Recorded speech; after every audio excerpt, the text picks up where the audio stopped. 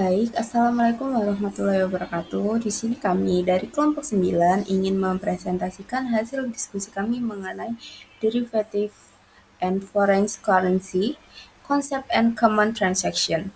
Nah, sebelum itu perkenalkan anggota kelompok kami yaitu kelompok 9. Yang pertama ada Vincentius Marvelio, NPM Mahir 169. Yang kedua Rizky Eko Yuspito dengan NPM Mahir 278. Selanjutnya ada Mutiara Dwi Akmalia selaku saya sendiri dengan NPM akhir 283. Dan yang terakhir ada Francisca Fitriani dengan NPM akhir 293. Oke, yang pertama di sini ada derivatif atau turunan adalah nama yang diberikan untuk berbagai macam sekuritas keuangan.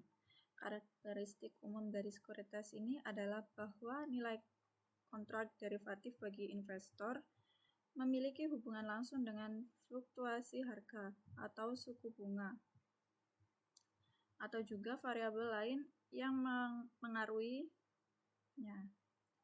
Penggunaan kontrak derivatif dapat membatasi exposure bisnis terhadap fluktuasi harga atau suku bunga. Pada dasarnya, salah satu pihak dalam kontrak bertaruh bahwa harga atau suku bunga acuan akan bergerak berlawanan arah dengan yang diharapkan pihak lainnya. Pihak yang mencoba mengendalikan risiko suku bunga ekonomi atau perubahan harga sedang terlibat dalam derivatif atau kontrak lindung. Nilai struktur kontrak dan akuntansi untuk kontrak tersebut bervariasi di antara jenis risiko yang dikelola. Jenis risiko harga dan suku bunga yang paling umum dilindungi nilai oleh perusahaan itu yang pertama ada suku bunga, kedua ada harga komoditas, yang ketiga ada nilai tukar mata uang asing, dan yang keempat ada harga saham. Selanjutnya ada hedge transaction atau lindung nilai adalah istilah yang digunakan untuk menggambarkan transaksi gabungan antara posisi yang ada dan kontrak derivatif yang dirancang untuk mengelola risiko yang dihadapi perusahaan dengan hanya memegang posisi yang ada.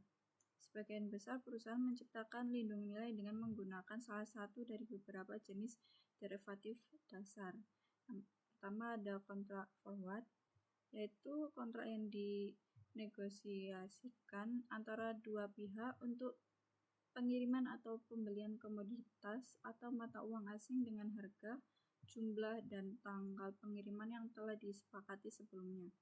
Perjanjian tersebut dapat mewajibkan pengirim fisik barang atau mata uang atau dapat memungkinkan penyelesaian bersih.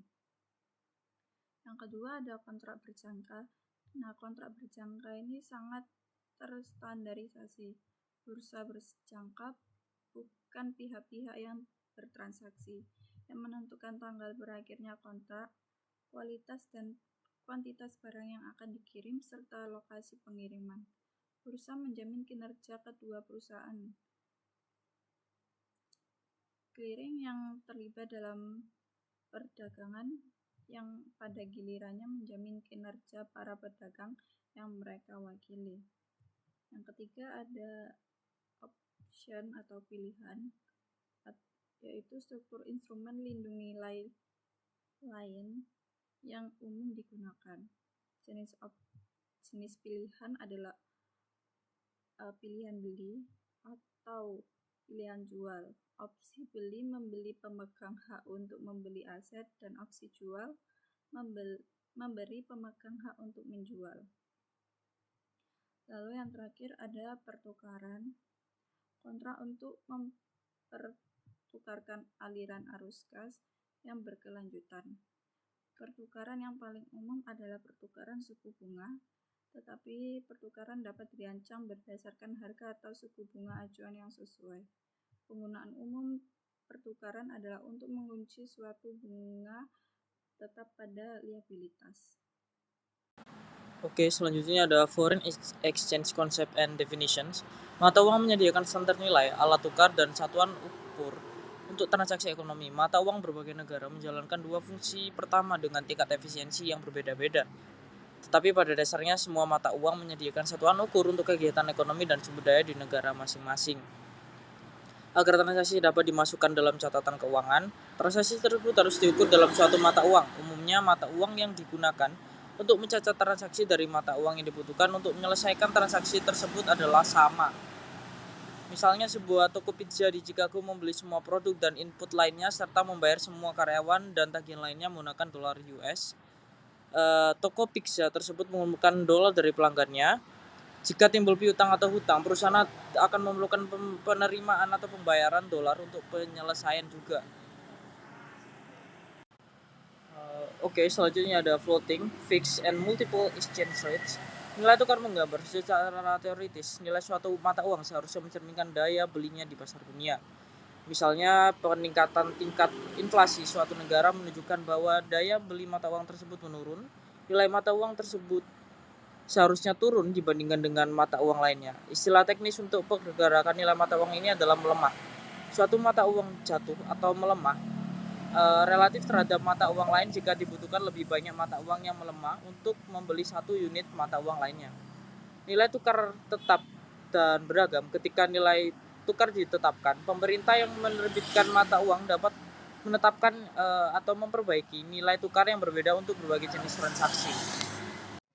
Selanjutnya, perbedaan antara pengukuran piutang atau utang dan denominasi. Yang pertama, pengukuran atau measurement. Mata uang untuk mencatat transaksi dalam pembukuan. Nah, mata uang ini fungsional perusahaan. Yang kedua, denominasi atau denomination. Mata uang untuk membayar transaksi. Mata uang ini yang ditentukan dalam kontrak. Contohnya, perusahaan AS beli barang dari Jerman.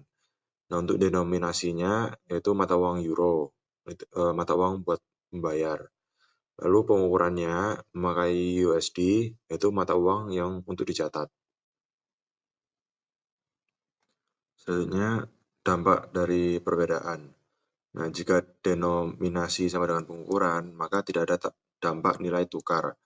Lalu jika denominasi tidak sama dengan pengukuran, maka muncul keuntungan atau kerugian nilai tukar.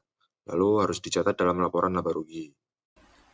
Baik, di sini saya akan menjelaskan tentang purchase denominated in foreign currency atau pembelian dalam mata uang asing. Nah, di sini ada ITC, sebuah perusahaan di Amerika Serikat membeli barang secara kredit dari Paris Company pada 1 Desember 2016. Nah, sebanyak 10.000 euro dengan kurs spot itu sebesar 0,66 ribu dolar. Nah, pada 31 Desember 2016, kurs euro adalah 0,66550 dolar.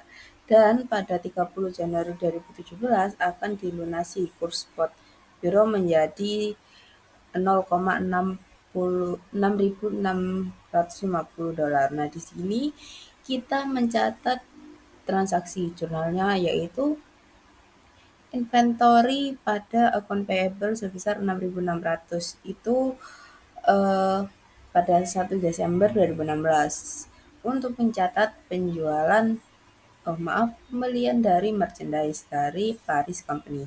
Nah, yang kedua di sini mencatat pada tanggal 31 Desember 2016 yaitu ada akun payable pada exchange gain. Ada keuntungan 50. Itu didapat dari 6.600 dikurangi 6.550 itu. Nah, itu untuk menyesuaikan akun payable, menyesuaikan piutang, menyelesaikan utang untuk di exchange itu. Untuk transaksi pada tanggal 30 Januari 2017 sendiri yaitu jurnalnya akun payable sebesar 6.600, terus exchange loss-nya ada loss sebesar 100 dan cash-nya sebesar 6.650. Jadi itu menyatat pembayaran full kepada Paris Company. Nah, itu kan euronya 10.000 dikali sama ini rating spotnya yaitu kan 0,6650 itu. Jadi begitu untuk schedule-nya sendiri di sini ada tanggal 1 Desember spot rate-nya sebesar 0,6.600 sehingga inventory yang dikeluarkan ada 6.600.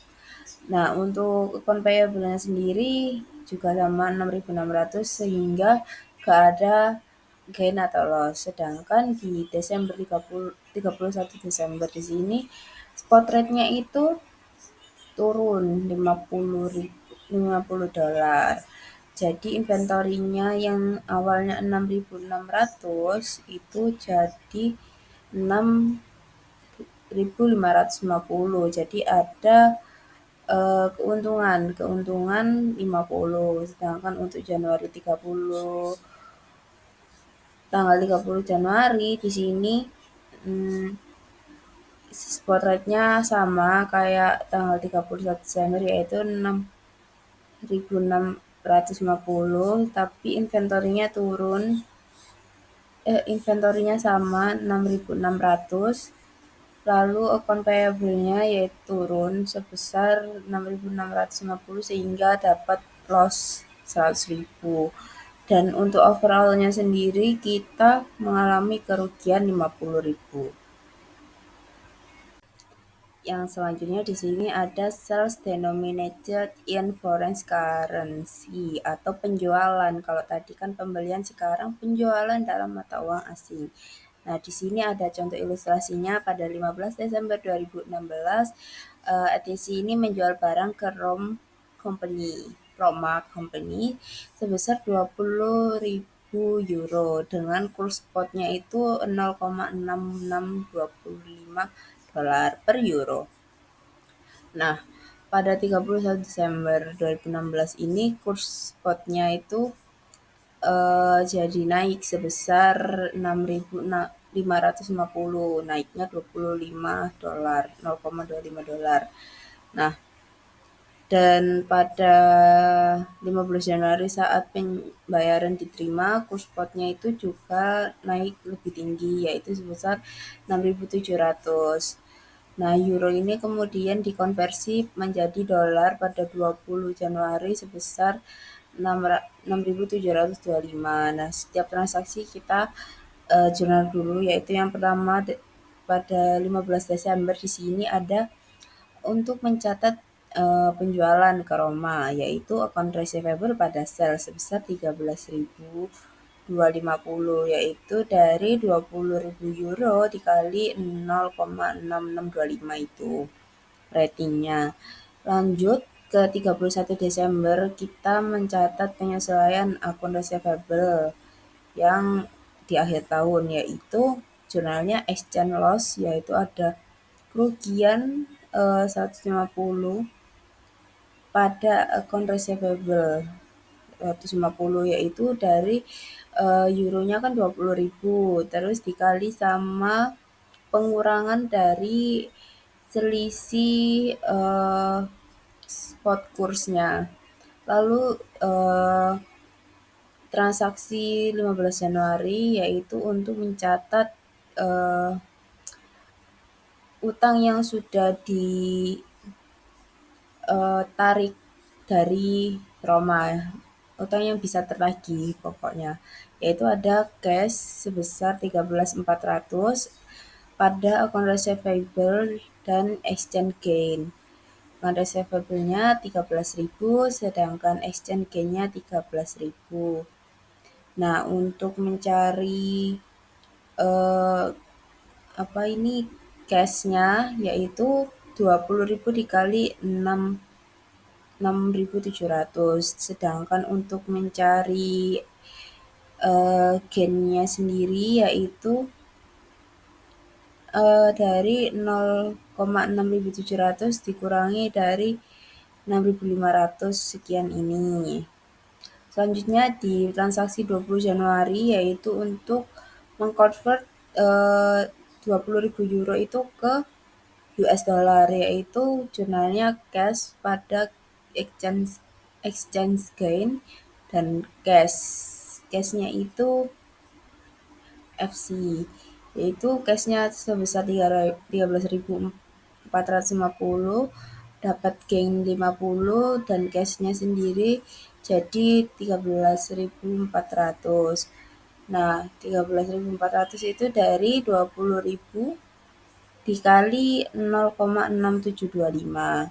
Untuk rinciannya sendiri, karena tanggal 15 Desember ini membeli tapi dengan spot rate-nya 0,6625, maka account receivable-nya yang dikonversi itu sebesar 13.250. Jadi penjualannya itu ada 13.250, tidak mencerminkan gain or loss. Lalu yang kedua di sini ada financial statement pada 31 Desember. Spot rate-nya sama 6.550, sehingga account receivable-nya yaitu sebesar 13.100. Nah, untuk penjualannya ini tidak bisa diubah, jadi kita dapat loss sebesar 150.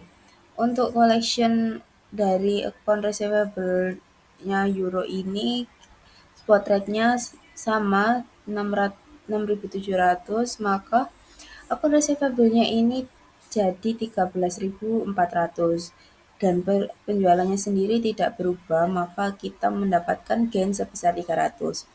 Untuk overall-nya sendiri menghasilkan 200.000 keuntungan.